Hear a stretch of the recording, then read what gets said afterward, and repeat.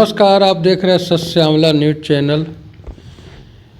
बिहार में लोक लुभावन चुनावी वादे के बाद और चुनाव के समय प्रत्येक महिला के खाता में यानी 1.5 करोड़ महिलाओं के खाता में 10-10 हज़ार रुपया जो सरकार ने दी, उसके बाद सरकार की स्थिति क्या है यह भी जानेंगे।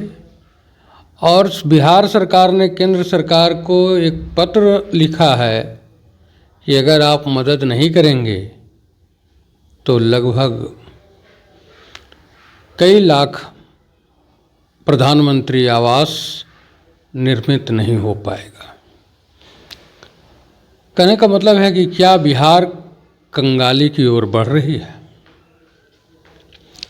इसके साथ ही उत्तराखंड के एक नेता जिनकी पत्नी मंत्री भी हैं धामी सरकार में, उसने बयान दिया है भाजपा के कार्यक्रम में कि उत्तराखंड के जो कुंवारे लड़के हैं वो हमारे साथ बिहार चलो, मैं आपको 20-25 हज़ार में वहाँ से लड़कियाँ खरीद कर तुम्हारी शादी करवा दूँगा। क्या बिहार की में लड़कियाँ बिकती है? बिहारी लोग तो लड़कियों को देवियों की तरह पूजते हैं। बिहार में पैसे लेकर के वोट देने वालों की स्थिति ये हुई है कि बुलडोजर का भी सामना करना पड़ रहा है। ऐसी कई घटना है और इन सारी बातों पर हम चर्चा करेंगे और चर्चा में हमारे साथ शामिल हैं डॉक्टर राकेश दत्त तिवारी जी। सर, आपको हमारे चैनल में स्वागत है। श्यामल जी नमस्कार। और आपने कई प्रश्नों को एक साथ उठा दिया। देखिए, आपको याद होगा इसके पहले भी हमारे साथ जब आप एक साक्षात्कार कर रहे थे तो उसमें हमने नॉन प्रोडक्टिव एक्सपेंडिचर की बात की थी कि बिहार में बजट से ज़्यादा वैसे खर्चे हैं जिसकी कोई उपयोगिता नहीं है, अनुपयोगी खर्चे हैं। और हमने हमेशा कहा है कि जनता को मुफ्त में कुछ भी नहीं देनी चाहिए, लेकिन दुर्भाग्य है खासकर जब से ये सरकार बनी है भाजपा की, तब से मुफ्तखोरी इतनी बढ़ गई है कि मुफ्त में अनाज, मुफ्त में राशन, मुफ्त में पैसा, मुफ्त में सब कुछ। अब जब बिहार में सरकार को लगने लगा कि हम बैकफुट पे जा रहे हैं तो उन्होंने एक 10 हज़ार का पासा फेंका और लोगों को एम्प्लॉयमेंट के नाम पे, बिजनेस के नाम पे 10 हज़ार देकर, और सबसे ज़्यादा आश्चर्य हुआ कि चुनाव के समय भी 10 हज़ार रुपये अकाउंट में गए हैं, लेकिन आचार संहिता के उल्लंघन का मामला कभी नहीं बना। न उस पर इस पर तो चुनाव आयोग ने कहा कि जो कार्य पहले से चल रहे थे उसको ही इन्होंने रिपीट किया है। यानी वह आचार संहिता लगने के पहले एक किस्त पैसा इन्होंने जमा भेज चुके थे लोगों के खातों में। एक किस्त जिसके खाते में गई, उसके बाद फिर दोबारा उसको इम्प्लीमेंट क्यों किया गया during the election period? Election के समय देने का कोई औचित्य नहीं था। इसमें इलेक्शन कमीशन को संज्ञान लेने चाहिए थी, परंतु इलेक्शन कमीशन चूँकि जब भी खासकर जो भी सरकारी एजेंसियां हैं वो शुरू से लेकर आज तक, ऐसा नहीं है कि आज भाजपा के समय में है, कांग्रेस के समय में थी तो कांग्रेस के अनुसार चलती थी, भाजपा में है तो भाजपा के अनुसार चलती है, मतलब जिसकी सत्ता है उसके अनुसार वो लोग बिहेव करते हैं। और आप जब जनता को मुफ्त में सब कुछ देना शुरू कर देंगे तो जनता निकम्मी हो जाएगी और वो फिर कोई कार्य नहीं करेगी। जनता को आचार्य चाणक्य ने भी कहा था कि जनता को मुफ्त में कुछ भी नहीं देनी चाहिए। अगर सरकारों को मुफ्त देने का इतना ही शौक़ है तो शिक्षा और स्वास्थ्य मुफ्त कर दे, बाकी कोई भी चीज़ मुफ्त ना बांटे। ये 2014 का जब चुनाव में लोकसभा पटना से लड़ रहा था, पटना साहिब से जब लोकसभा का चुनाव लड़ रहा था, उस समय का आप संकल्प पत्र मेरा देख लीजिए। उस समय भी मैंने कहा था, आज भी मैं उस बात पे हूँ, कभी भी जनता को मुफ्त में कुछ नहीं मिलनी चाहिए। हमने 2 चीज़ों पे जोर दिया था, मुफ्त में नहीं मिलेगी, और ख़ासकर जब लोन की बात करते हैं तो लोन हम देंगे, खूब देंगे, लेकिन रिकवरी भी वैसे ही सख्ती से करेंगे। मतलब लोन का भी पैसा जो है हम लोन माफ़ नहीं करेंगे, जैसे इन सब सरकारों ने किया। आप अरबों अरब लेके भाग जाइए और लोन आपका ये बैड डेट्स हो गया, उसको माफ़ कर दिया गया। हम लोन माफ़ नहीं करेंगे। ये नीति जब सरकार की होगी तभी देश तरक्की करेगा। और आपने दूसरी चीज़ कही कि इनके एक नेता पति ने महिलाओं पे आपत्तिजनक टिप्पणी की है, तो इसमें आश्चर्य की क्या बात है? ये तो इन लोगों का चाल चरित्र हमेशा का ही रहा है। जो धर्म की बात करके ये लोग सत्ता पे काबिज हुए, इन्हें धर्म का ज्ञान नहीं है, धर्म की बात केवल करते हैं और धर्म का पालन नहीं करते हैं। सनातन धर्म में जो भी सनातन धर्मावलंबी है वो हमेशा इस बात को जानता है और मानता है, यत्र नारंते पूजन्ते रमन्ते तत्र देवता। हम लोग महिलाओं को कभी अपमानित नहीं कर सकते हैं। और उसमें इनके जो बोल होते हैं, कई नेताओं के बोल रहे हैं, जो सनातन पे कुठाराघात करता है, महिलाओं पे कुठाराघात करता है, लेकिन ये फिर भी लोग खामोश हैं, क्योंकि इन्हें तो सिर्फ वोट से मतलब है। जनता भी तो खामोश है सर। जनता तो बेचारी होती है, जनता को तो लोग भगवान बोलते हैं। जनता आज के दिन में सिर्फ एक दिन के लिए वो बादशाह होती है, लेकिन बादशाह भी नहीं, गुलाम रहती है।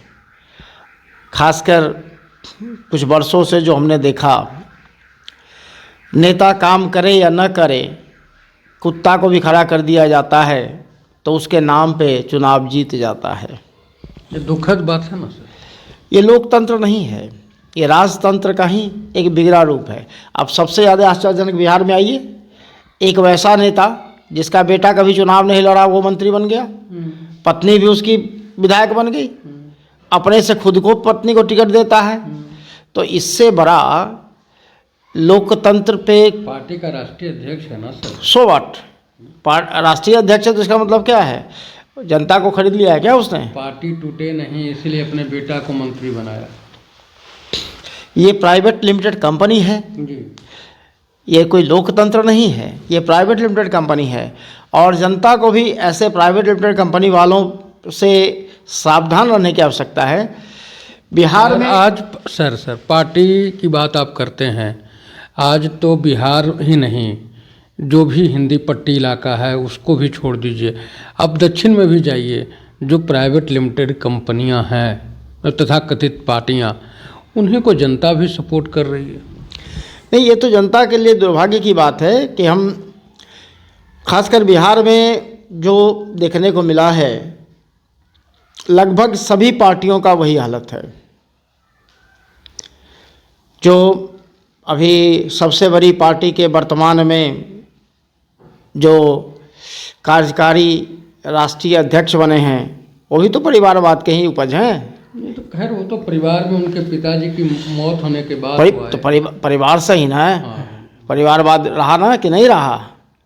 तो आप कैसे कहिएगा किसी और पे? जैसे इस पार्टी के लोग लालू जी पे कहते हैं परिवारवाद, तो लालू जी परिवारवाद कर रहे हैं तो इनके भी तो लोग परिवारवाद पे ही हैं। इन्होंने कहाँ उस चीज़ को छोड़ा है। जहाँ तक मुझे याद है कि ये माननीय रक्षा मंत्री महोदय के भी पुत्र सांसद हैं, विधायक हैं, तो घर से ही आए। वैसे तो पटना के पूर्व सांसद के सुपुत्र जो हैं अभी नवादा के सांसद हैं। तो ये सब चीज़ें जो है वो परिवारवाद भर गया है, और ये लोकतंत्र नहीं राजतंत्र का ही दूसरा रूप है। ये कहिए कि राजतंत्र से भी घृणित है। राजतंत्र में जनता कम से कम जाकर सामने राजा से शिकायत करती थी, लेकिन आज आप जिसको वोट दिए, आप जिसके मालिक हैं, लोकतंत्र में कहा जाता है जनता मालिक है, लेकिन जनता नौकर से भी बदतर है हो जाती है वोट देने के बाद। एक दिन वोट दे, जब तक वोट नहीं मिलता है तब तक जनता के आगे पीछे, और जिस दिन वोट मिल गया हम आपके हैं कौन, ये हो जाता है। और बिहार की स्थिति जो आज आप कह रहे हैं कि बदतर हो गई है, बिहार की स्थिति सुधर सकती है। बिहार मैं में नहीं कर रहा हूँ सर, ये तो सरकार की आंकड़ा है। बिहार में पोटेंशियल बहुत ज़्यादा है। हमारे पास एक से एक पर्यटन के केंद्र हैं। अगर उन्हें विकसित किया जाए तो बिहार की इकोनॉमी भारत में बाकी राज्यों से कहीं बेहतर हो जाएगी। और आप इसको देखिए ना, गोवा को, गोवा के पास क्या है, न उसके पास खेती है न कल कारखाने हैं, उसके बावजूद भी उसमें काफ़ी अच्छा पोजीशन है, काफ़ी बिहार से तो अच्छा है। जबकि बिहार बड़ा राज्य है, यहाँ पर्यटन के बहुत स्कोप हैं। अकेले अभी जो कुछ डेवलपमेंट राजगीर में हुई है, राजगीर से जो रेवेन्यू आ रहा है, आपका राजगीर है, गया है, बोध गया है, इससे जो रेवेन्यू आ रहा है वो भी कम नहीं आ रहा है। वैशाली है, तो उसके अलावा डेवलप करने के लिए बहुत जगह है। वैशाली को डेवलप किया जा सकता है, आपका इसको सासाराम को डेवलप किया जा सकता है, कैमूर को डेवलप किया जा सकता है, फिर आपका बक्सर को डेवलप किया जा सकता है। एक समय था बक्सर से लेके बक्सर, आरा, छपरा, ये जो एरिया पड़ता था इसको आरण्यक कहते थे। यहाँ गुरुकुल हुआ करता था, भगवान श्री राम भी यहीं शिक्षा ग्रहण किए हैं। तो ये पूरे क्षेत्रों को, जो गुरुकुल का क्षेत्र था, उसको भी डेवलप किया जा सकता है। लेकिन चूँकि सनातन धर्म के अनुरूप है तो इनको धर्मनिरपेक्षता कहाँ दिखेगी। जितने भी डेवलपमेंट होंगे तो सनातन धर्म के अनुसार होगा, तब तो धर्म से आपको मतलब नहीं है। आप धार्मिक चीज़ों को बढ़ावा दें। धर्म ही एकमात्र ऐसा है जो आपके राज्य को भी मजबूत करेगा, आर्थिक स्थिति भी मजबूत करेगा। अर्थशास्त्र में भी आचार्य चाणक्य ने लिखा था कि जिस राजा की आर्थिक स्थिति खराब हो जाए उस राजा को चाहिए कि मंदिर का निर्माण करें। तो आप देख लीजिए ना, मंदिर के निर्माण से यूपी की हालत क्या हो गई। जब से भगवान श्री राम की जन्मस्थली विकसित हुई, वहाँ मंदिर का निर्माण हुआ, वहाँ की इकोनॉमी कितनी हो गई। पिछले वर्ष जो महाकुंभ लगा था उसमें इकोनॉमी कितनी हो गई, वो अरबों अरबों का टर्नओवर हुआ। यूपी की कितनी बढ़ गई। तो ये काफ़ी चीज़ें होती है जो कि धर्म पे ही होता है, धर्म ही बेस होता है। लेकिन चूँकि बिहार के माननीय मुख्यमंत्री जी को धर्म से मतलब नहीं है, जब कहीं पूजा में जाते हैं और पुजारी उनको टीका लगाने का प्रयास करता है तो अपने आप को ऐसे ही भागते हैं जैसे लगता है उनको करंट लग गया है। लेकिन टोपी पहनने से बेचारे को परहेज नहीं होती है। सर आप धर्म की बात करिए, राजनीति में धर्म की बात, विकास को भी अपने धर्म से जोड़ दिया। लेकिन बिहारियों को बिहारत के अंदर जो अपमानित किया जाता है, कहीं भाषा के नाम पर, कहीं बेरोजगारी के नाम पर, कहीं रंग रूप के नाम पर, और ये जो अभी उत्तराखंड में जो हुआ, महिलाओं के ऊपर जो अभद्र टिप्पणी की गई, ये इसको आप किस रूप में देखते हैं?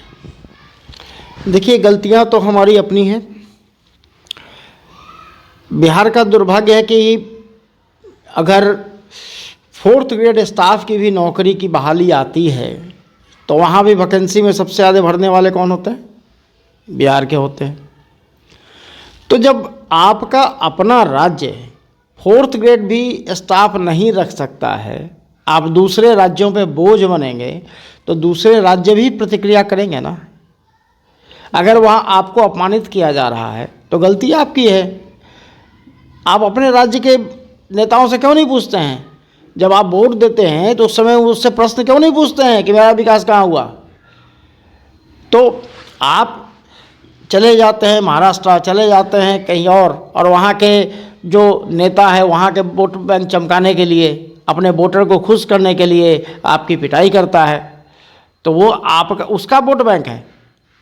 आप पिटें, उससे आपके नेता पे फर्क नहीं पड़ा। उसने जब आपकी पिटाई की तो उसका वोट बैंक बढ़ गया, वो अपने आप में हीरो बन गया। लेकिन जब आप वहाँ से पिट कर आते हैं तो क्या आपने अपने नेता से पूछा कि तुम्हारे कारण मेरी पिटाई हुई? तो ये दोष किसका है? और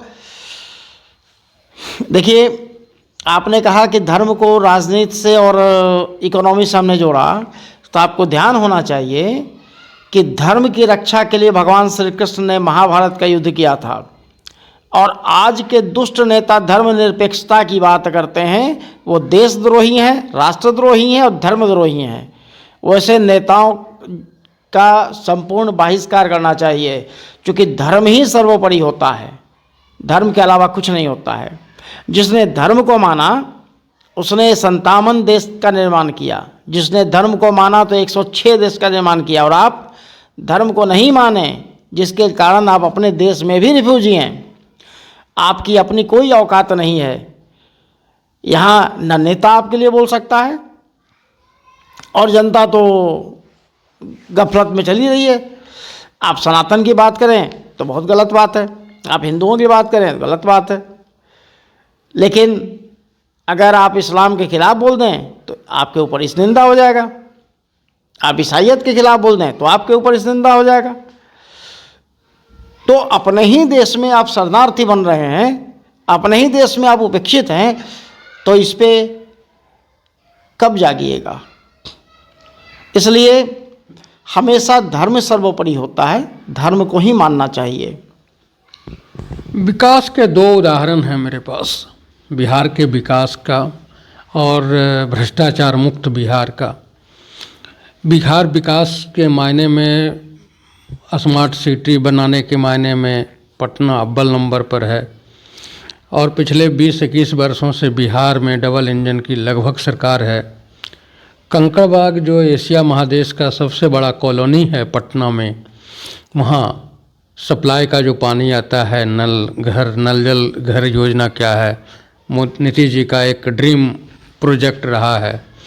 वहाँ जो पानी सप्लाई हो रहा है सर, वो 2 दिन पहले अखबार में भी आया है कि पीने की तो बात छोड़ दीजिए, नहाने लायक भी नहीं है।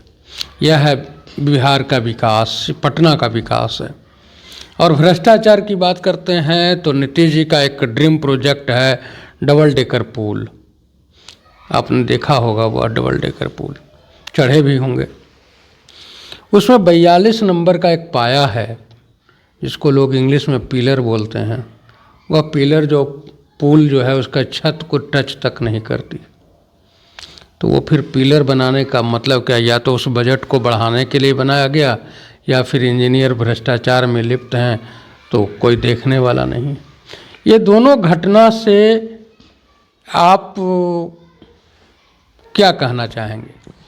देखिए, कम से कम आप नगर निगम के उस चीज़ों का शुक्रगुजार होइए, कहीं कुछ तो पानी तो आ रहा है ना। कई जगह नल जल योजना ऐसा है जहाँ पानी ही नहीं आ रहा है। तो अब आप उससे बात कीजिएगा कि गंदा पानी आ रहा है, तो कहेगा कि पानी तो आ रहा है, गंदा हो चाहे साफ हो, आप तो बने ही हो इसलिए कि गंदा पानी पियो। तो भ्रष्टाचार तो सब जगह है। आप अभी जो डबल डेकर पुल हुआ उसका 2 साल नहीं हुआ है, कहीं ऐसा ना हो कि जो मीठापुर का हालत हुआ सो उसका भी हो जाए। मीठापुर तो साल भर के अंदर पुल धंस गया। और जब इसके पीछे का कारण है, आप क्वालिटी ऑफ एजुकेशन पे जोर नहीं देते हैं। और दूसरी चीज़ है कि बिहार में जो बजट बनता है वो लागत का दुगना बनता है। इसलिए दुगना बनता है कि उसमें बंदरबाट किया जा सके। और जब आप सिंपल समझिए, कॉन्ट्रैक्टर को आप कहते हैं कि 100 रुपये का एस्टीमेट है, उसमें 50 रुपया हमको दे दो, तो कॉन्ट्रैक्टर कहेगा जब 50 रुपया हम आपको दे देंगे तो 40 रुपया तो हम भी रखेंगे, तो 100 रुपये का काम 10 रुपये में होगा, तो क्वालिटी की उम्मीद कहाँ से करेंगे। और जितने भी कंस्ट्रक्शन हो रहे हैं, कोई भी कंस्ट्रक्शन ऐसा नहीं है जो घोटाले से बाहर की बात है। आखिर ऐसा कैसे होता है कि बिहार के एक मंत्री ने अपना जो अभी प्रस्तुत किया है आंकड़ा, 5 साल में 500 गुना प्रॉपर्टी बढ़ गई। कौन सा धंधा करते हैं भाई। एक ऐसे भी मंत्री हैं सर, मुख्यमंत्री हैं बिहार के जो वर्तमान मुख्यमंत्री हैं, उनको 2.5 लाख रुपया महीना सैलरी है जो सरकार दिखाती है, और उसके बावजूद 20 साल से ये मुख्यमंत्री हैं, तो उनके खाते में मात्र 30,000 रुपया है, और सोना के नाम पर मात्र एक अंगूठी है। और बिहार के बाहर एक प्रॉपर्टी है दिल्ली में, द्वारका या किसी मोहल्ले में। इतने साल में, 20 साल में तो उन्होंने तो एक आदर्श स्थापित किया। नहीं तो नीतीश जी की ईमानदारी पे कोई शक करने की बात भी नहीं है। नीतीश जी शरीफ आदमी हैं, ईमानदार आदमी हैं, ये तो पूरी दुनिया जानती है, सब लोग वाकिफ़ है इससे। बाकी उनके शरीफ होने से क्या होता है, उनके मंत्रियों में भ्रष्टाचार कितना है। अब 5 साल में 500 गुना की प्रॉपर्टी बना लेने वाला, उनके खास साथ रहने वाला व्यक्ति अगर होता है, तो इससे बड़ा दुर्भाग्य क्या होगा। कभी कभी तो लगता है कि नीतीश जी के भी पैसे इधर चले जाते होंगे जो उनके मंत्रियों में बढ़ जाते होंगे। जब उनके अकाउंट में अगर 2 लाख भी मान के चलिए, तो 25 लाख रुपया साल में अगर मानते हैं हम, मान लीजिए कि 25 लाख रुपये साल में हुआ, तो 2.5 करोड़ रुपए उन्होंने सैलरी से कमाया। उसका 10% भी अगर बचा होगा तो 25 लाख बचना चाहिए था, तो 30,000 बच रहा है, तो बाकी पैसे उनके गए कहाँ। उनका बेटा में खर्चा है ना, तो बेटा में खर्चा है तो बेटा की संपत्ति दिखानी चाहिए फिर कि उसकी कितनी संपत्ति बढ़ गई।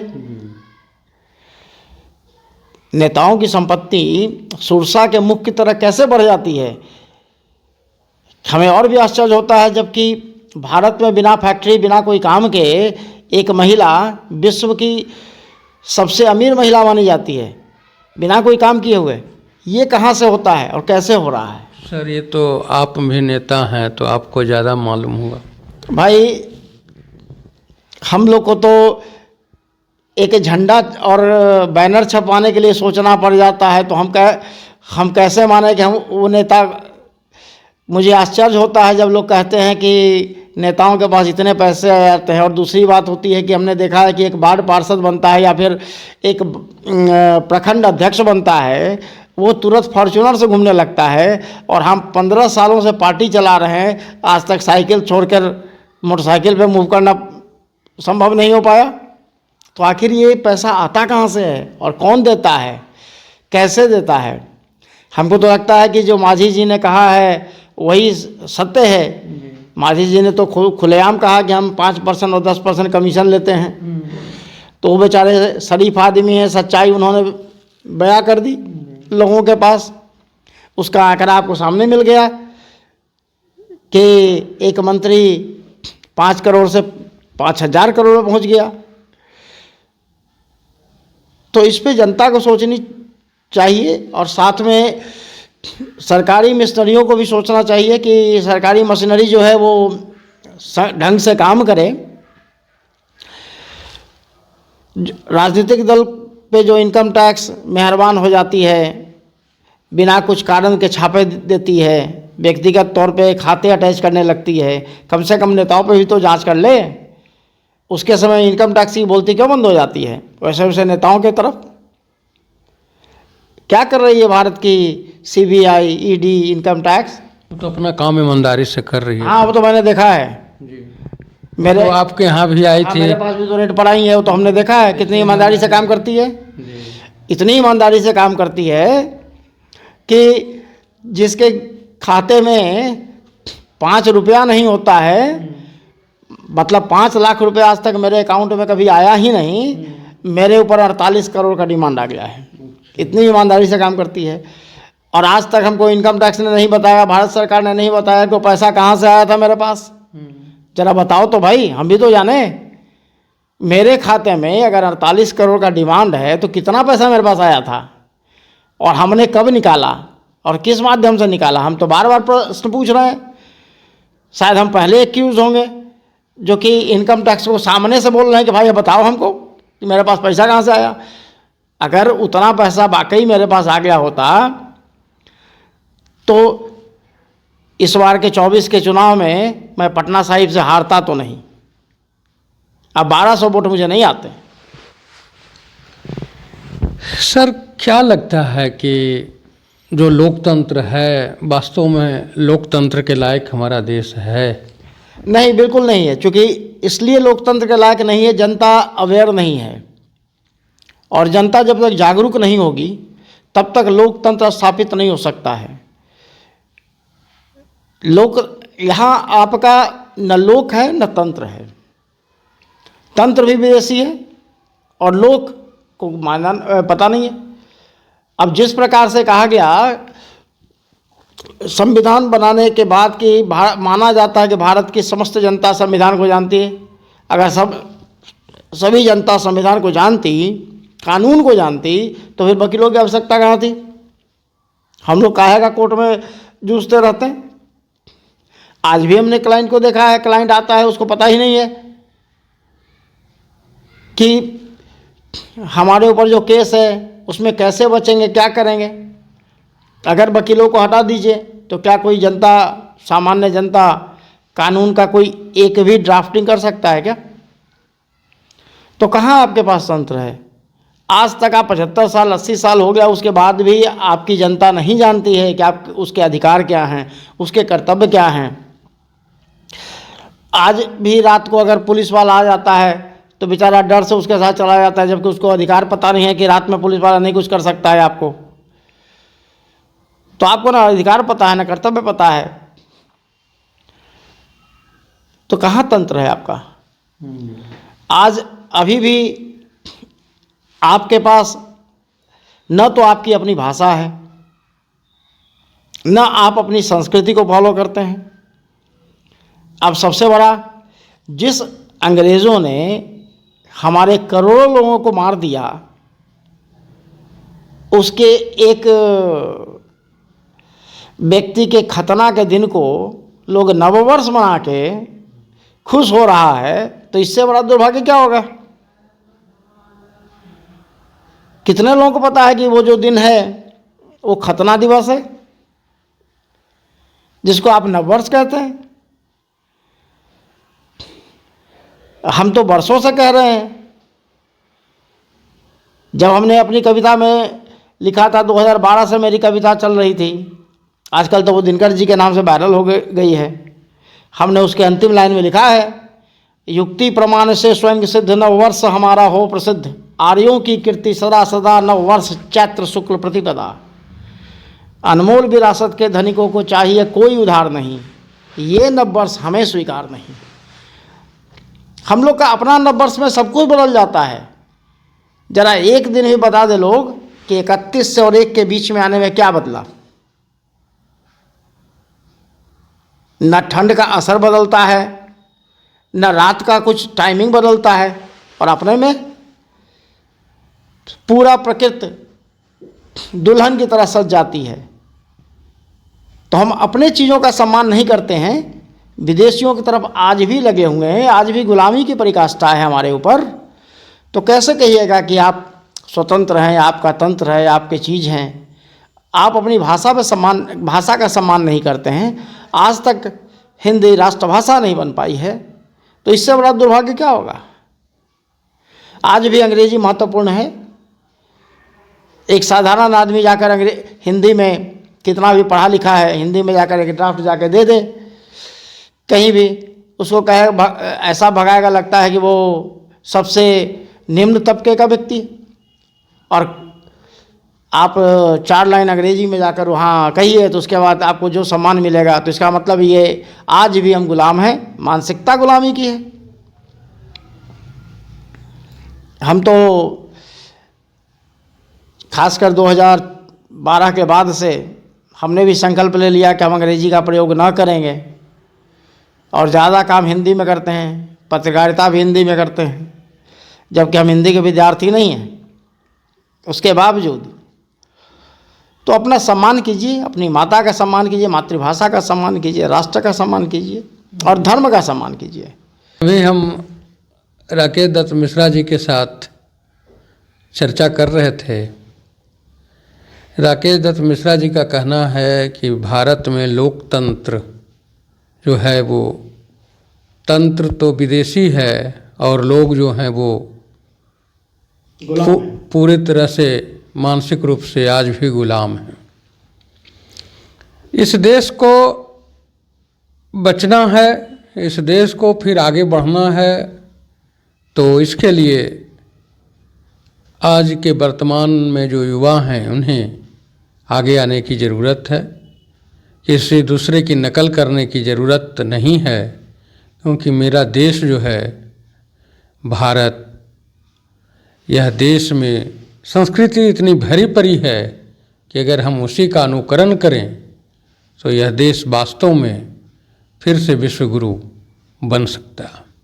जैसे नालंदा विश्वविद्यालय हुआ करता था, विक्रमशिला विश्वविद्यालय हुआ करता था, उस तरह से फिर हम दूसरे देशों को ज्ञान दे सकते हैं। लेकिन देश की तो बात जो है, हम बिहारियों की स्थिति तो और ज़्यादा खराब है।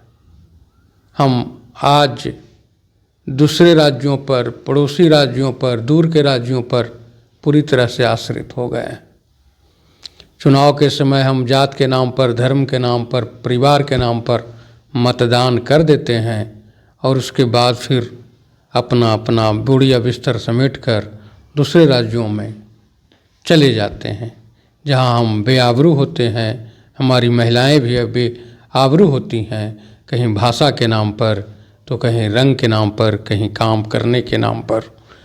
महाराष्ट्र में आपने देखा होगा कि एक मराठी महिला हिंदी भाषी सीनियर पदाधिकारी को सुनने से, उसको बातों को मानने से इनकार कर दी, और जब उस पर कार्रवाई की बात हुई तो मराठी लोग आकर उस हिंदी भाषी पदाधिकारी के साथ मारपीट भी करने का काम किया। 2 दिन पहले आपने देखा है कि उत्तराखंड के नेताजी ने किस तरह से हमारी महिलाओं पर, जिसे हम दुर्गा, सरस्वती, लक्ष्मी के रूप में पूजते हैं, हम छोटी छोटी कन्याओं का भी पूजन करते हैं, उसको वो खरीदने बेचने की सामग्री के तरह संबोधित करता है। और हमारे यहाँ जो बड़े बड़े नेता हैं, जो सत्ता के इर्द गिर्द हैं, उनके मुंह में दही जम जाती है। सर, आप जो समय दिए उसके लिए धन्यवाद। बहुत बहुत आभार श्यामल जी। आप मुद्दों के अनुसार आकर हमसे बात करते हैं, इसके लिए आपका आभार। और आपके दर्शकों से आग्रह करते हैं कि आगामी 19 मार्च को अपना नववर्ष है, कृपया उसका सम्मान करें और नववर्ष को मनाएं।